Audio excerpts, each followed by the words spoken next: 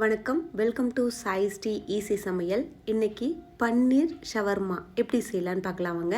அதுக்கு முன்னாடி first time இந்த சேனல் பார்க்குறீங்கன்னா சாய்ஸ் டி ஈஸி சமையலை சப்ஸ்கிரைப் பண்ணி வச்சுக்கோங்க.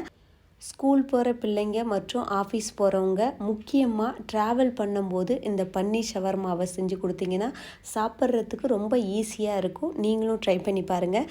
வாங்க பன்னீர் ஷவர்மா எப்படி செய்யலான்னு பார்க்கலாம்.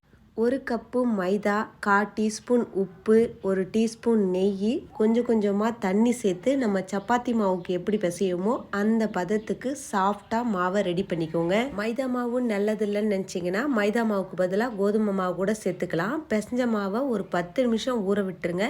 அப்போ தான் ஷவர்மா நல்லா சாஃப்டாக நல்லா வரும். ஷவர்மா ஸ்டஃபிங்க்கு 200 கிராம் பன்னீர் எடுத்திருக்கேன். பன்னீரை சின்ன பீஸாக கட் பண்ணிக்கோங்க.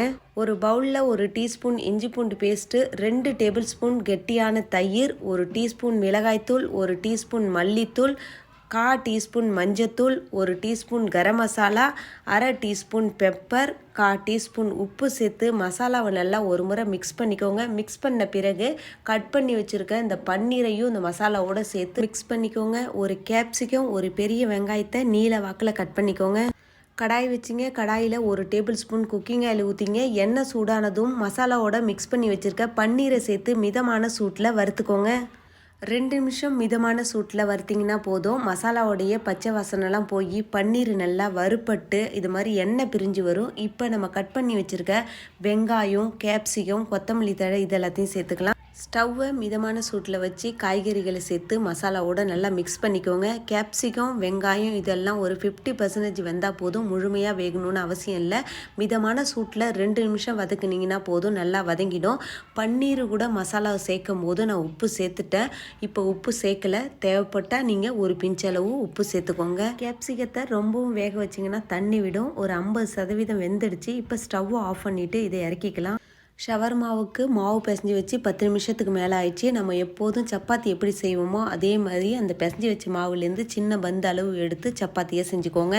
தவா வச்சிங்க. தவா சூடானதும் நெய் அல்லது எண்ணெய் சேர்த்துக்கோங்க. செஞ்சு வச்சுருக்க இந்த ஷவர்மாவை மிதமான சூட்டில் ஷவர்மாவுடைய 2 பக்கமும் வேகிறபடி திருப்பி விட்டு வேக வச்சு எடுத்துக்கோங்க.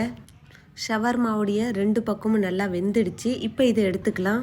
செஞ்சு வச்சுருக்க இந்த பன்னீர் மசாலாவை ஷவர்மாவுடைய நடுப்பகுதியில் வச்சு ரோல் பண்ணி ஒரு சைடில் சில்வர் பேப்பரை வச்சு ரோல் பண்ணிங்கன்னா சுவையான பன்னீர் ஷவர்மா ரெடி ஆகிடும். நீங்களும் உங்கள் வீட்டில் இந்த பன்னீர் ஷவர்மாவை ட்ரை பண்ணி பாருங்கள். இந்த வீடியோ உங்களுக்கு பிடிச்சிருந்தா வீடியோக்கு ஒரு லைக் கொடுங்க. நீங்கள் இன்னும் இந்த சேனலை சப்ஸ்கிரைப் பண்ணலாம். ப்ளீஸ் சப்ஸ்கிரைப் பண்ணிவிடுங்க. அப்படி பக்கத்தில் இருக்க பெல் ஐக்கான் பட்டனையும் ப்ரெஸ் பண்ணி வச்சுங்க. அப்போ தான் நான் போடுற வீடியோ நோட்டிஃபிகேஷனில் உங்களுக்கு உடனுக்குடன் வந்து சேரும். ரசித்து சமைங்க, ருசித்து சாப்பிடுங்க. தேங்க்யூ ஃபார் வாட்சிங். நன்றி, வணக்கம்.